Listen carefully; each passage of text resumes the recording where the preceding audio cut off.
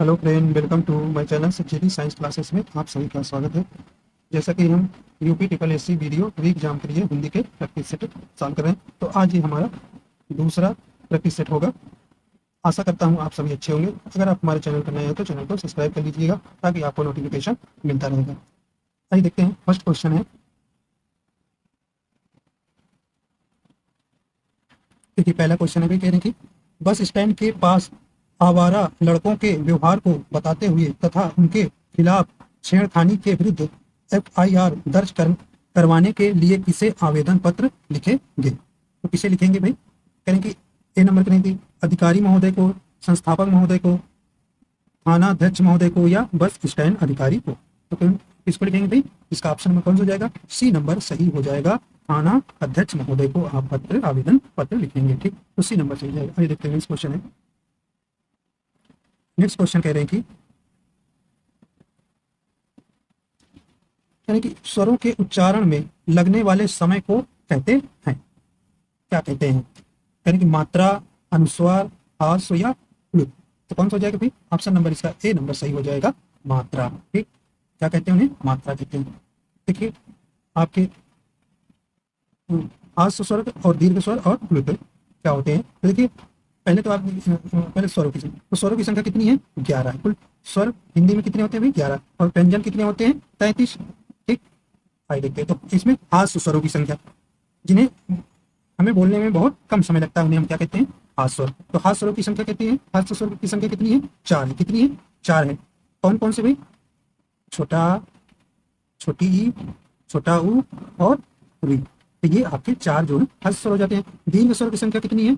दीर्घ स्वर की संख्या कितनी है भाई? 7 है। कितनी है? 7। जैसे बड़ा आ हो गया, बड़ी ई हो गया, बड़ा ऊ, ए, ऐ, ओ और औ। तो ये आपके 7 जो है दीर्घ स्वर हो जाते हैं। प्लुत स्वर होते हैं जिन्हें दीर्घ स्वर से बोलने में 2 से 3 गुना ज्यादा समय लगता है, उन्हें प्लुत स्वर कहते हैं, जिसे ओम आपका हो जाएगा। ठीक, तो आपका ए नंबर इसका सही हो जाएगा। चलिए नेक्स्ट क्वेश्चन। नेक्स्ट क्वेश्चन कह रहे हैं कि छोटा, बड़ा, क, ख, ग, घ, अंग आदि का उच्चारण किससे होता है? बताइए किससे होता है? कह रहे हैं कि कंठ से होगा, मूर्धा से होगा, तालव्य से होगा या ओष्ठ से होगा। तो बताइए भाई तो कौन हो जाएगा ऑप्शन नंबर इसमें सही? ए नंबर इसका सही हो जाएगा, कंठ से होगा। कंठ से मतलब का वर्ग के जितने भी वर्ड है 5, का, ख, ग, घ, अंग, ये आपके किससे होते हैं? कंठ से। ठीक, तो ऑप्शन नंबर इसका ए सही हो जाएगा। देखिए तालव्य कौन से? चा वर्ग, जैसे चा, छा, जा, जा, या। ठीक, और मूर्धन्य कौन से भी? ट, ठ, ड, ढ, अड़ा। ठीक, और दंत वर्ग ता, था, दा, धा, ना, और पा जो है ऊंट। देखिए जब जब आप बोलते हैं तो जैसे पा, तो आपका ऊंट दोनों मिल रहे हैं, तो वे कैसे कहलाएंगे? पा वर्ग कहलाएंगे। ठीक है, तो इस प्रकार। और देखिए आपसे यहाँ पे अंतास्त व्यंजन पूछता है। क्या भाई? अंतास्त व्यंजन कितने होते हैं? आपके 4 होते हैं। कौन कौन? या, रा, ला और वा। और एक होता है स्पर्श संघर्षी। स्पर्श संघर्षी कितने होते हैं? ये भी 4 होते हैं, जैसे सा, हा, सा, हा। ठीक, इसे आप इसमें याद रखिए। ठीक, इस प्रकार ऑप्शन नंबर इसका ए सही हो जाएगा। आइए चलते हैं नेक्स्ट क्वेश्चन। नेक्स्ट क्वेश्चन है, करें कि वर्णों के समुदाय को क्या कहते हैं? वर्णों के समुदाय को क्या कहते हैं? करें कि कौन सा हो जाएगा भाई? वर्णमाला हो जाएगा, सर्वनाम, या अक्षर, या क्रिया। तो कौन सा हो जाएगा भाई? वर्णों के समुदाय को वर्णमाला कहते हैं। तो ऑप्शन नंबर इसका ए नंबर सही हो जाएगा। कौन सा भाई? ए नंबर सही हो जाएगा। आइए चलते हैं आगे। नेक्स्ट क्वेश्चन है, नेक्स्ट क्वेश्चन देखिए आपको यहाँ पे क्या बताना है? करें कि निम्नलिखित शब्दों में से स्वर संधि को पहचानना है, मतलब इन शब्दों में किसमें आपको स्वर संधि है ये आपको यहाँ पे बतलाना है। ठीक है, करें तदनुसार महोजस्वी, जगन्नाथ या दुष्कर्म, इसमें इसमें आप क्या करेंगे? स्वर संधि है। तो स्वर संधि किसमें भी? तो ऑप्शन नंबर यहाँ बी नंबर में स्वर संधि है। देखिए महा महा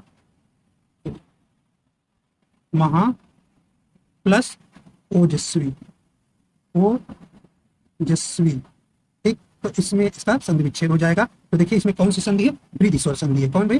वृद्धि स्वर संधि है, स्वर संधि है। तो ऑप्शन नंबर बी जो है इसमें स्वर संधि है। और देखिए तदनुसार, तदनुसार का संधि विच्छेद करेंगे, तद, तत्, प्लस अनुसार, अनुसार, तत् प्लस अनुसार। तो इसमें आपको कौन सी हो जाएगी? व्यंजन संधि। कौन सी हो जाएगी? व्यंजन संधि। जब छोटा ता और आ मिलके क्या बन जाता है? दा मिल जाता है। तो इस प्रकार आपका ए नंबर में व्यंजन संधि है। और देखिए जगत प्लस नाथ, जगत, इसे हटा देते हैं।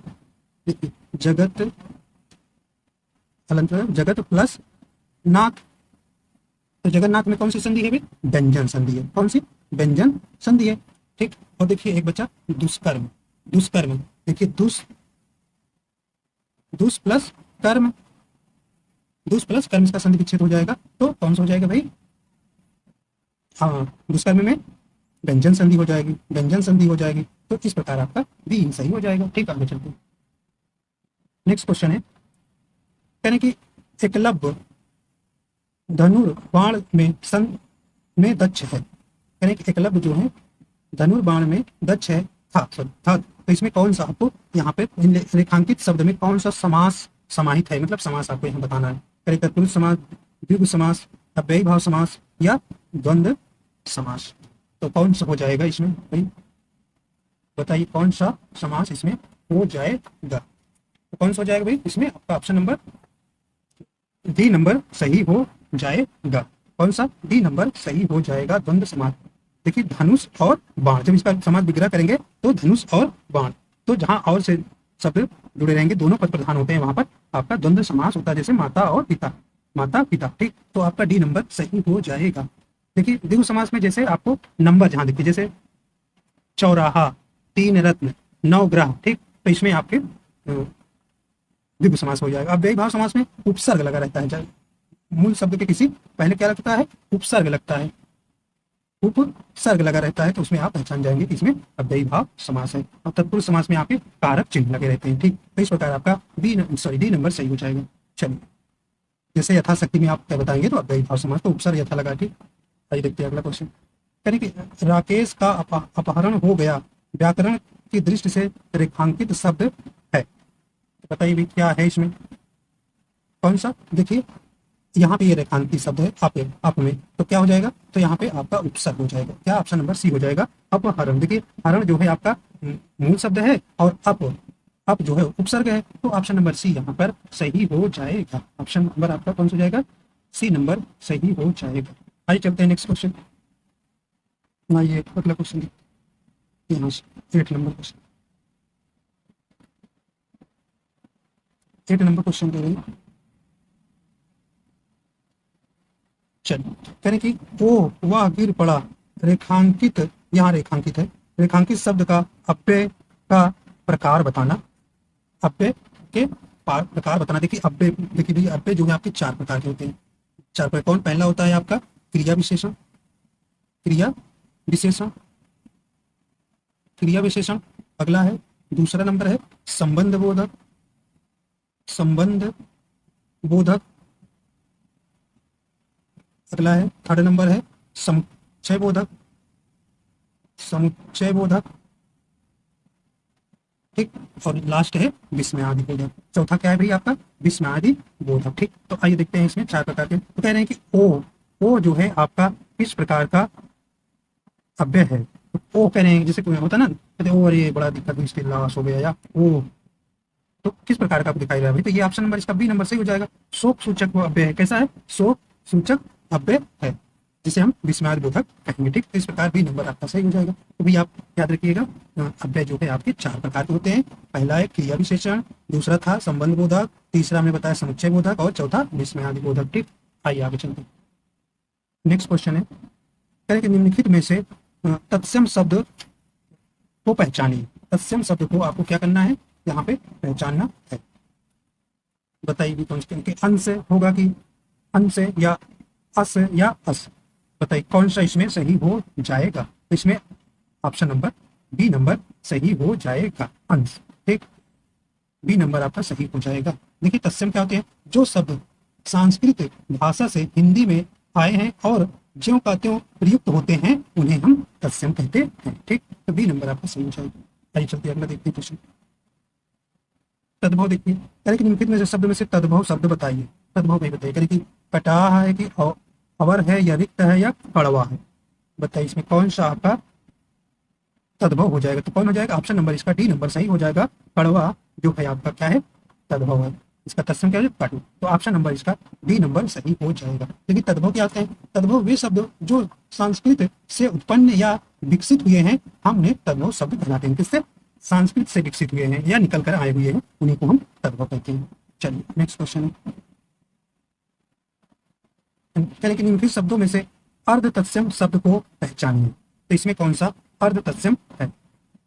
बताइए भी कौन सा हो जाएगा? यानी कि क्षीर, चंदर, घी, त्वरित। तो कौन सा हो जाएगा? ऑप्शन नंबर इसका बी नंबर सही हो जाएगा। तो चंदर में आपका अर्ध तत्सम है। ठीक, आइए चलिए नेक्स्ट क्वेश्चन। कहने के निम्नलिखित शब्द में विदेशी शब्द को पहचानिए। विदेशी शब्द को पहचानिए। यानी कि निद्रा, अचरज, आलमारी या चबूतरा। तो कौन सा हो जाएगा भाई विदेशी शब्द? 12 नंबर का ऑप्शन नंबर इसमें सी नंबर सही हो जाएगा। आलमारी जो है आपका कैसा शब्द है? विदेशी शब्द है। चलिए नेक्स्ट क्वेश्चन देखते हैं। कहने के निम्नलिखित विशेषणों में से संज्ञा शब्द को पहचानिए। संज्ञा शब्द को पहचानिए। बताइए संज्ञा शब्द को आपको यहाँ पर पहचानना।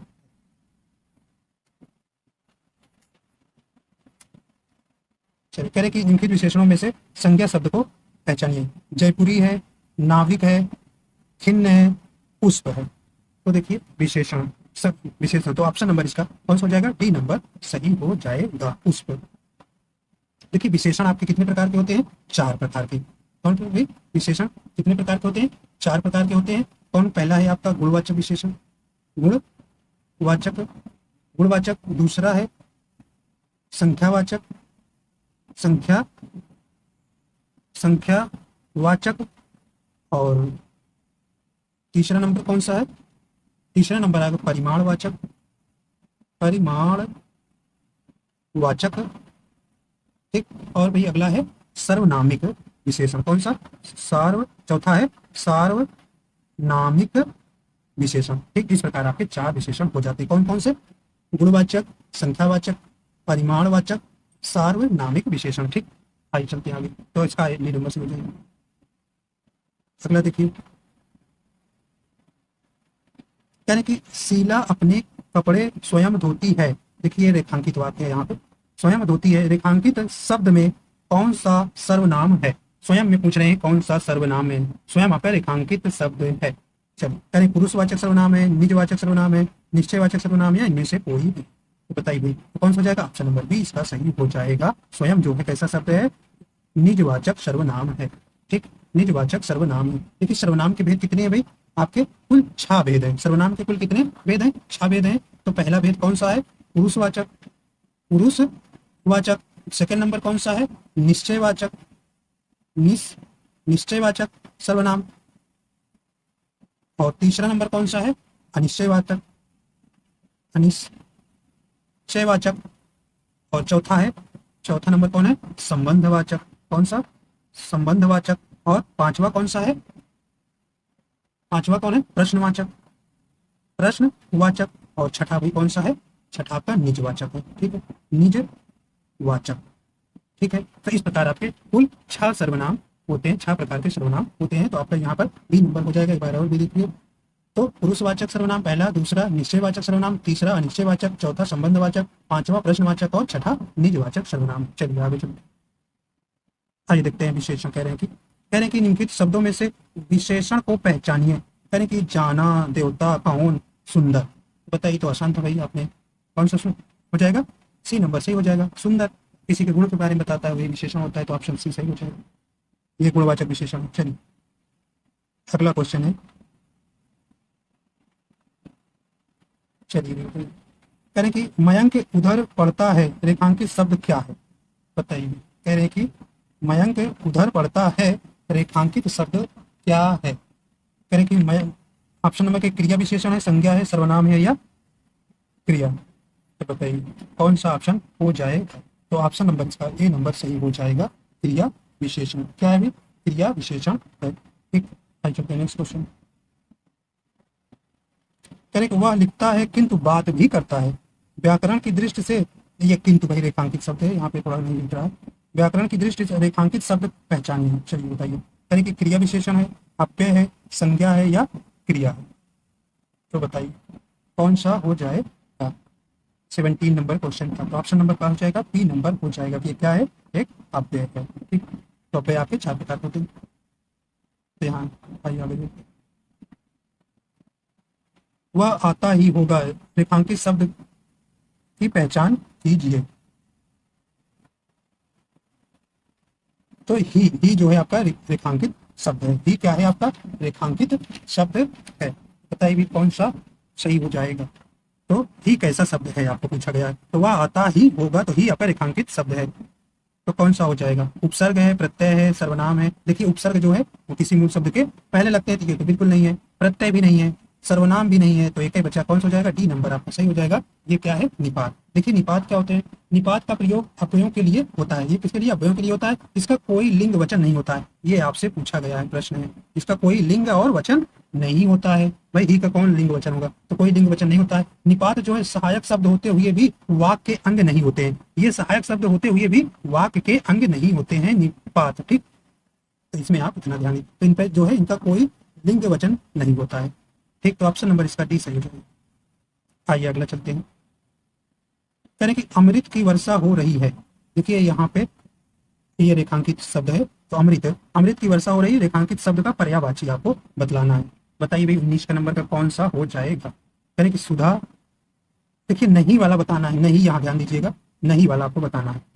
देखिए सुधा, अमी, सोम, अर्थ, तो कौन सा हो जाएगा ऑप्शन नंबर इसका? तो सी नंबर सही हो जाएगा। अर्थ जो है इसका पर्यायवाची अमृत का नहीं है। सुधा भी है, अमी भी है और सोम भी है, अमी भी है, आपका ये अमृत के पर्यायवाची है, अर्थ नहीं होगा। ठीक, आइए आगे चलते। देखिए ये रेखांकित शब्द है। कह रहे कि साधु, साधु आपका रेखांकित शब्द है। कह रहे कि साधु सज्जन होता है। साधु कैसा होता है? सज्जन होता है। रेखांकित शब्द का सटीक विलोम बताना है। कह रहे कि आप विलोम इसका बताइए। तो कैसा? साधु का कैसा? असाधु हो जाएगा। ऑप्शन नंबर इसका ए नंबर सही हो जाएगा। चलिए नेक्स्ट क्वेश्चन है। कह रहे कि युग्म शब्द की कौन सी जोड़ी सही पूछ रहा है। देखिए केस बाल, तो ये तो सही है। केला को कदली बोलते हैं, सही है। द्रव्य वित्त, ये भी सही। तो उपरोक्त ऑप्शन नंबर इसका डी नंबर सही हो जाएगा। 21 का डी नंबर सही हो जाएगा। आइए देखते हैं नेक्स्ट क्वेश्चन है। जो अपने स्थान या स्थिति से अलग ना किया जा सके वाक्य के लिए एक शब्द है। कौन सा हो जाएगा? ऑप्शन नंबर इसका ए नंबर सही हो जाएगा। अच्युत जो है आपका ए सही हो जाएगा। ठीक, आइए देखते हैं नेक्स्ट क्वेश्चन। कह रहे कि झील के निकट मंदिर है। देखिए जो के निकट वाला आपका क्या है? अंडरलाइन है। रेखांकित शब्द क्या है? कह रहे कि स्थानवाचक है, कालवाचक है, कारणवाचक है या कौन सा है?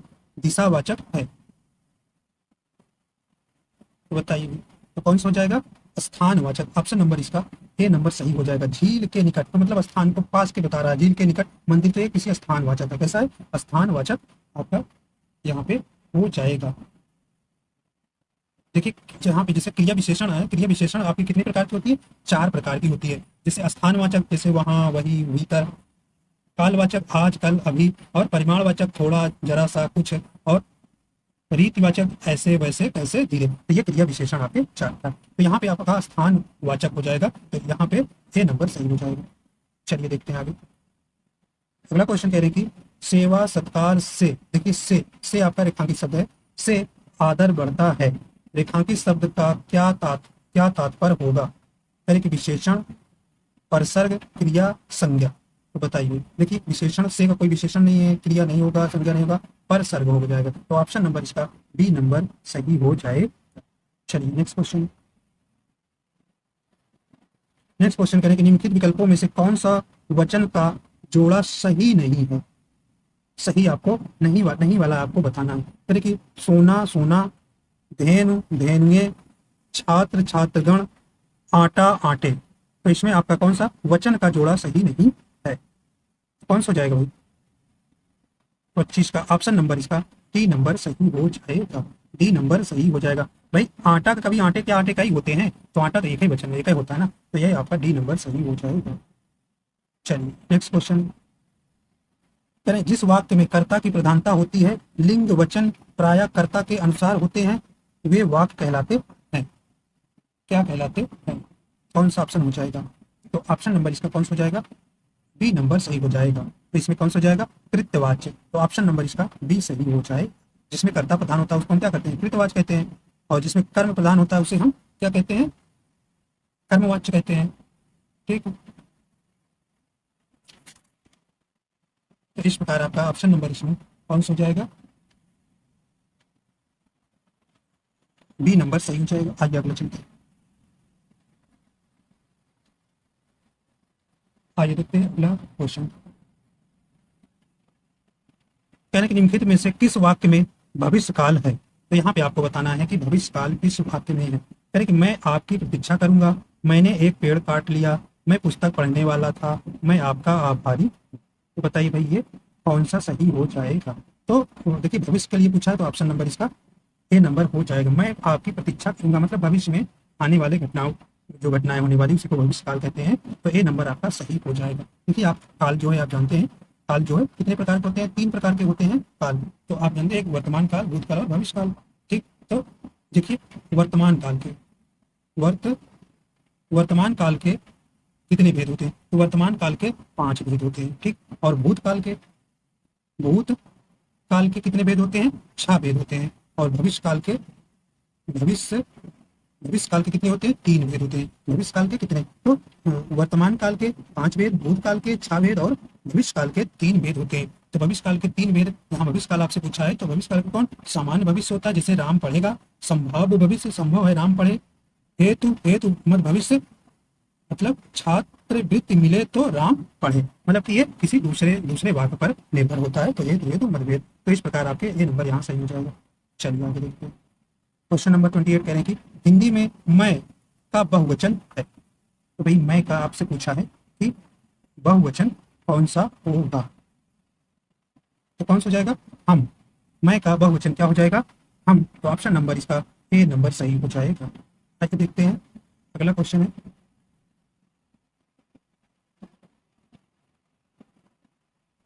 आइए देखते हैं 29 नंबर क्वेश्चन है। 29 नंबर क्वेश्चन कह रहे हैं कि रचना के आधार पर किए गए वाक्य के वर्गीकरण में इनमें से कौन सा प्रकार है? देखिए आपसे रचना के आधार पर पूछा गया। रचना के आधार पर किए गए वाक्य के वर्गीकरण में इनमें से कौन सा प्रकार नहीं है? देखिए रचना के आधार पर वाक्य के जो भेद होते हैं कितने होते हैं? 3 होते हैं। कितने भेद होते हैं?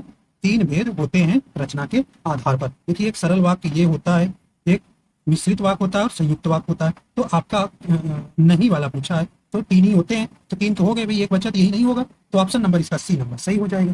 ठीक, आपका ऑप्शन नंबर सी सही हो जाएगा। देखिए सरल वाक्य किन्हें कहते हैं? जिन वाक्य में केवल एक ही उद्देश्य और एक ही विधेय होता है उन्हें हम सरल वाक्य कहते हैं। जैसे मुकेश पढ़ता है, तो ये सरल वाक्य हो गए। संयुक्त वाक्य क्या होते हैं? जिन वाक्यों में 2 या 2 से अधिक सरल वाक्य समुच्चय बोधक अवयवों से जुड़े हों उन्हें हम संयुक्त वाक्य कहते हैं। समुच्चय बोधक जैसे और, तथा, एवं, पर, परंतु। जैसे वह सुबह गया और शाम को लौट आया। तो ये वाक्य जो जुड़े रहते हैं, ये देखिएगा बीच में जिनसे शब्द जुड़े रहते हैं उन्हीं को हम संयुक्त कहते हैं। तथा जैसे और, तथा, एवं, पर, परंतु।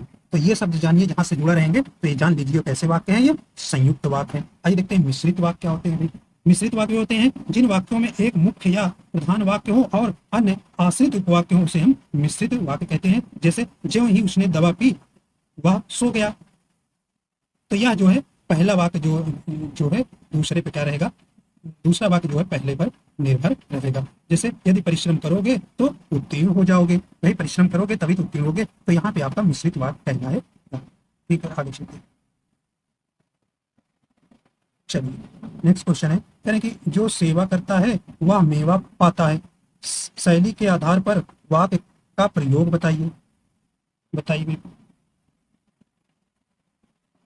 अच्छा, और यहाँ तक थोड़ा सा देख लीजिए। इसमें यहाँ पे रचना के आधार पर आपसे पूछा था। रचना के आधार पर वाक्य 3 प्रकार के होते हैं। अगर आपके अर्थ के आधार पर पूछेगा वाक्य कितने प्रकार के होते हैं, तो अर्थ के आधार पर कितने? तो 8 होते हैं। अर्थ से 8 ऐसे याद कर लीजिए, अर्थ 8। ठीक, 8 भेद होते हैं। ठीक है, अगर क्रिया के आधार पर करेगा क्रिया के आधार पर तो आप कितना उसमें चूज करेंगे? 3 प्रकार के। क्रिया के आधार पर तीन प्रकार के, कौन कौन से? कृतवाच्य, कर्मवाच्य और भाववाच्य। ठीक, तो कृतवाच्य में कर्ता प्रधान होता है, कर्मवाच्य में कर्म प्रधान होता है, और देखिए भाववाच्य में क्या होता है? इसमें क्रिया की प्रधानता होती है, इसमें कर्म नहीं होता, जैसे मोहन के द्वारा पढ़ा गया, तो क्या होगा भाई? भाववाच्य होगा। ठीक, तो यहाँ पे अगर जिस प्रकार से पूछेगा, देखिए रचना के आधार पर आप 3 बताएंगे, अर्थ के आधार पर वाक्य भेद 8 बताएंगे, और क्रिया के आधार पर 3 प्रकार के बताएंगे, कृतवाच्य, कर्मवाच्य और भाववाच्य। ठीक, क्रिया के आधार पर वाक्य कितने होते हैं, कितने भेद होते हैं? 3 प्रकार के। आइए आगे चलते हैं। तो ये कह रहे हैं कि जो सेवा करता है वह मेवा पाता है, शैली के आधार पर वाक्य का प्रकार बताइए। तो शिथिल वाक्य है, समीकृत वाक्य है, आवर्तक वाक्य है, या जटिल वाक्य है? कौन सा इसमें हो जाएगा? तो ऑप्शन नंबर इसका बी नंबर सही हो जाएगा, समीकृत वाक्य। ठीक, चलिए आगे चलते हैं। 21 नंबर क्वेश्चन कह रहे हैं कि मैंने यह काम कर लेना चाहिए, अशुद्ध अंश को पहचानिए। तो बताइए, तो कौन सा हो जाएगा इसमें? 31 का ऑप्शन नंबर, इसमें ए नंबर में गलती हो जाएगी। मैंने यह काम कर लिया, तो आप यहाँ पे हमें यह काम कर, तो यहाँ मैंने के स्थान पर क्या होना चाहिए? हमें यह काम कर लेना चाहिए, तो मैंने गलत हो जाएगा। ठीक है, चलिए आइए आगे चलते हैं। कह रहे कि आप कितने भाई हैं? रेखांकित चिन्ह को पहचानो, रेखांकित चिन्ह को पहचानो, रेखांकित चिन्ह को पहचानना है आपको। यहाँ पे कह रहे कि लाघव चिन्ह है, प्रश्नवाचक चिन्ह है, अल्प विराम चिन्ह है, या विस्मयादि बोधक चिन्ह है। ठीक, तो कौन सा हो जाएगा भाई? यहाँ पे प्रश्नवाचक लगा है, तो ऑप्शन नंबर बी हो जाएगा। ठीक, तो आप कितने भाई हैं, यहाँ आपको कौन सा हो जाएगा? प्रश्नवाचक चिन्ह है। ठीक, आगे चलते करें कि जिस वाक्य में वह, या, तब, तो, या, अब इत्यादि लुप्त हो, वहां किस विराम चिन्ह का प्रयोग किया जाता है? इंपॉर्टेंट क्वेश्चन है, बताइए। अर्ध विराम चिन्ह, पूर्ण विराम चिन्ह, अल्प विराम चिन्ह, या योजक चिन्ह? कौन सा हो जाएगा? तो ऑप्शन नंबर इसका कौन सा हो जाएगा? सी नंबर सही हो जाएगा, अल्प विराम चिन्ह। तो जिस वाक्य में वह, या, तब, तो, या, अब इत्यादि लुप्त हो, तो वहां जो है अल्प विराम चिन्ह का प्रयोग करेंगे। चलिए नेक्स्ट क्वेश्चन है, कह रहे हैं कि इस विद्यालय में दाखिला मिलना टेढ़ी खीर है, रेखांकित मुहावरे का सही अर्थ। तो ये मुहावरा है टेढ़ी खीर, तो इसका सही आपको अर्थ बताना है। तो क्या हो जाएगा? सही हो जाएगा, तो ऑप्शन नंबर इसका कौन सा हो जाएगा? ए नंबर सही दिख रहा है। क्या हो जाएगा? कठिन कार्य होना, टेढ़ी खीर मतलब कठिन कार्य होना, मुहावरा। ठीक, आगे चलते अगला करें कि पेट भरे मन मोदक से कब लोकोक्ति का सही अर्थ है? बताइए भाई कौन सा है? कह रहे कि पुरुषार्थ से किसी काम में सफलता ना मिलना, ए नंबर करें। बी नंबर करें सच्चाई व ईमानदारी से किसी काम का सफलता मिलना, और सी नंबर केवल भगवान के नाम लेने से किसी काम में सफल ना हो मिलना, या केवल सोचते रहने से किसी काम में सफलता ना मिलना। हाँ भी डी नंबर सही हो जाएगा, किसी काम को आप सोचते रहिए, कुछ करिए ना, तो कोई सफलता मिलना नहीं है, तो डी नंबर सही हो जाएगा। चलिए आगे चलते हैं। अगला क्वेश्चन करें कि सवाल जवाब, बहस, हुज्जत, या दिए गए उत्तर के लिए एक शब्द है। बताइए कौन सा हो जाएगा? तो ऑप्शन नंबर इसका सी नंबर चला जाएगा, प्रति उत्तर। ठीक, आइए नेक्स्ट क्वेश्चन है, करें कि दिए गए विकल्प में से गे के समानार्थी शब्द कौन से हैं? तो गे मतलब ग्रे, तो कौन सा हो जाएगा? तो ऑप्शन नंबर इसका सी नंबर सही हो जाएगा, सदन, भवन, निकेतन। तो ऑप्शन नंबर इसका सी नंबर सही हो जाएगा। चलिए नेक्स्ट क्वेश्चन है, करें कि निम्नलिखित कौन सी बोली पश्चिमी हिंदी के अंतर्गत नहीं आती है? बताइए कौन सी नहीं आती है? इसमें नहीं वाला आपको बताना है, नहीं तो जल्दी में आप खड़ी बोली लगा दीजिए। देखिए नहीं वाली आनी चाहिए। देखिए पहले तो कुछ देखिए पश्चिमी हिंदी बोलियां कौन के अंतर्गत कौन कौन सी आती है। देखिए पश्चिमी हिंदी बुंदेली आती है, बुंदेली, कन्नौजी, कन्नौजी, ब्रजभाषा, ब्रजभाषा, खड़ी बोली, खड़ी बोली। देखिए खड़ी बोली को कौरवी भी बोलते हैं, खड़ी बोली को कौरवी भी बोलते हैं। और बांगरू, बांगरू, बांगरू को क्या हरियाणी, क्या भाई हरियाणी।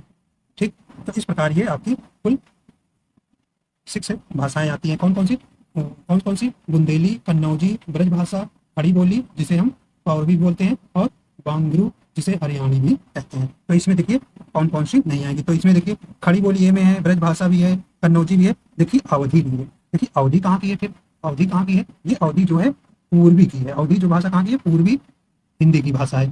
पूर्वी हिंदी की भाषा कौन कौन सी है, देखिए अवधी हो गई, एक बघेली होती है, बघेली, और छत्तीसगढ़ी, छत्तीसगढ़ी, ठीक है। तो इस प्रकार आपकी पूर्वी हिंदी भाषा में आपकी अवधी, बघेली और छत्तीसगढ़ी आती है, ठीक। तो ऑप्शन नंबर डी, तो इसका ऑप्शन नंबर कौन हो जाएगा, डी ही आप लगा देंगे, अवधी, ठीक। तो ये पूर्वी हिंदी की बोली है। चलिए नेक्स्ट क्वेश्चन है, कह कि हिंदी में अधिकांश शब्द किस भाषा से आए हैं, तो किस भाषा से आए, तो संस्कृत से आए हैं, ठीक। ऑप्शन नंबर ए सही हो जाएगा। चलिए अगला क्वेश्चन है,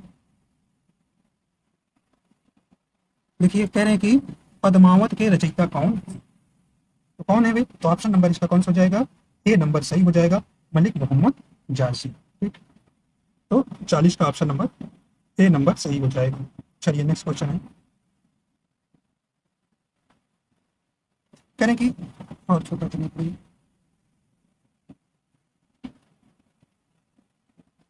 देखिए कह रहे हैं कि हिंदी सॉरी अंग्रेजी का हिंदी अनुवाद लिखिए, सही अनुवाद स्पष्ट कीजिए। ये आपको इंग्लिश में लिखा हुआ है, आपको इसमें हिंदी वाला ऑप्शन सही चुनना है। कह रहे हैं कि Hindi is a phonetic language, तो Hindi is a phonetic language, बताइए इसमें कौन सा हो जाएगा, तो कौन सा हो जाएगा, ऑप्शन नंबर इसकी हिंदी बी नंबर सही हो जाएगा, हिंदी एक ध्वन्यात्मक भाषा है।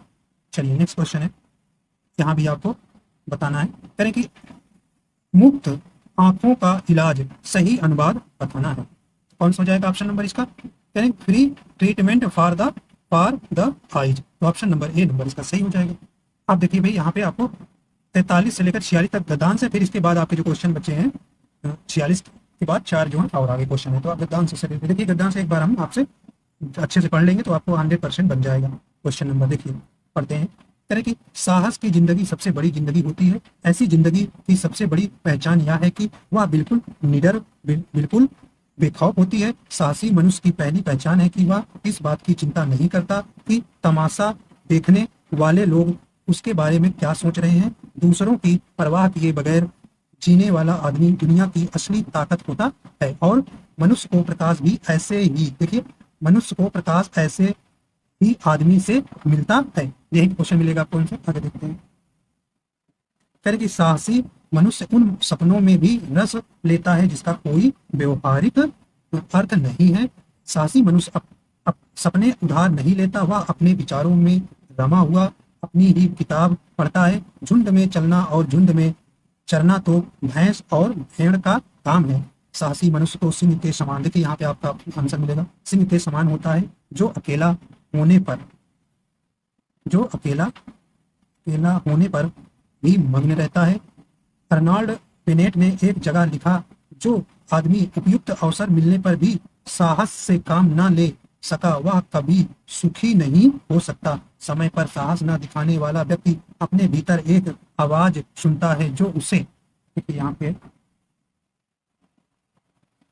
जो उसे बराबर कहती है, तुम साहस नहीं दिखा सके, तुम कायर की तरह भाग खड़े हुए।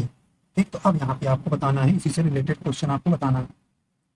चलिए, कहने की साहसी मनुष्य किसके समान है, कहने की भैंस के, भेड़ के, सिंह के, जानवर के। तो बताइए, अभी पढ़े आपने अच्छे से एक बार पढ़ा, तो भाई सिंह के समान होगा, भैंस के समान तो होगा नहीं, भेड़ के समान नहीं, साहसी आदमी है तो सिंह के समान होगा। अगला करें, साहसी मनुष्य क्या उधार नहीं लेता है, सपने, विचार, बुद्धि, अवसर। क्या नहीं लेता भाई, सपने, वो किसी से उधार नहीं लेता, वो अपने सपने में खोया रहता था, आपने पढ़ा था। चलिए अगला देखते हैं, कह रहे कि दुनिया की परवाह किए बिना जीने वाले व्यक्ति से किसको प्रकाश मिलता है, किसको भाई प्रकाश मिलता है, कह रहे कि मनुष्य को मिलेगा, और किसको मिलेगा, तो ऑप्शन नंबर सी सही हो जाएगा। चलिए आगे देखते हैं, लेखक ने कैसे जीवन को महान बताया है, बताइए। कह रहे कि विवेकशील जीवन को, कमजोरी की, स्वावलंबन पूर्ण को, या हिम्मत की, बताइए। तो किसको बताया, हिम्मत की है, तो ऑप्शन नंबर आपको डी नंबर सही हो जाएगा। चलिए अब देखिए, आपको क्या बताना है भाई, यहाँ पे क्या बताना है, 47 नंबर क्वेश्चन करना है, सिंदूर की होली किस विधा की रचना है। अब देखिए ये किस विधा की रचना, कह रहे कहानी, उपन्यास, नाटक या निबंध, बताइए कौन सा हो जाएगा, तो कौन सा हो जाएगा भाई, 57 का सी नंबर सही हो जाएगा, ये नाटक है। क्या है, नाटक। और ये किसने लिखा है सिंदूर की होली, लक्ष्मी नारायण मिश्र। कौन है, लक्ष्मी नारायण मिश्र जी इसको लिखे हैं। ठीक है, लक्ष्मी नारायण मिश्र जो है ये लिखे हैं। ये क्या है, एक नाटक है, सिंदूर की होली। आगे देखते हैं आगे। कह रहे कि वैदेही वनवास किसकी रचना है। वैदेही वनवास किसकी रचना है, तो किसकी है भाई, तो ये अयोध्या सिंह उपाध्याय हरिऔध की। तो ये नंबर आपका सही हो जाएगा। चलिए 49 क्वेश्चन देखते हैं। कह रहे कि निम्नलिखित में छायावादी रचनाकार कौन है, बताइए भाई। छायावादी कहें धर्मवीर भारती, नरेंद्र शर्मा, नागार्जुन या महादेवी वर्मा। तो ऑप्शन नंबर इसका सी हो जाएगा। महादेवी वर्मा जो है छायावादी व्यक्ति है। ठीक, आगे देखते हैं। कह रहे कि मिश्र बंधु विनोद कितने भागों में प्राकृतिक प्रकाशित हुआ है, कितने भागों में, तो यह 4 भागों में प्रकाशित हुआ है। ठीक, तो ऑप्शन नंबर इसका बी नंबर हो जाएगा। देखिए जो मिश्र बंधु जो है विनोद जो है, यह मिश्र बंधुओं द्वारा लिखित हिंदी का साहित्यिक तथा प्रारंभिक इतिहास क्या है, ये ग्रंथ है। ठीक है, इतिहास ग्रंथ है जिसे ये 3 लोगों ने, कितने लोगों ने, 3 लोगों ने मिलकर लिखा है। जैसे गणेश गणेश बिहारी मिश्र हैं, सुखदेव बिहारी मिश्र हैं और श्याम बिहारी मिश्र हैं। तो ये जो है 1913 ईस्वी में इसकी लिखा था। ठीक, तो अब इस प्रकार आपको ऑप्शन नंबर या बी नंबर सही हो जाएगा। कौन कौन भाई, गणेश बिहारी मिश्र, सुखदेव बिहारी मिश्र और श्याम बिहारी मिश्र। तो ऐसे भी पूछ लेगा कि मिश्र बंधु विनोद जो है, इनमें से कौन लेखक, इसके कौन से प्रकाशक नहीं है, तो ऐसा भी आपसे पूछा जा सकता है। ठीक, तो आप इस प्रकार आपके कुल 50 क्वेश्चन हो जाते हैं। तो आशा करता हूँ कि आपको पसंद आया। अगर आप पसंद आए तो आप लाइक एंड शेयर कर दीजिएगा और हमारे चैनल पर नए हैं तो चैनल को सब्सक्राइब कर दीजिएगा। वीडियो देखने के लिए आपको बहुत बहुत धन्यवाद।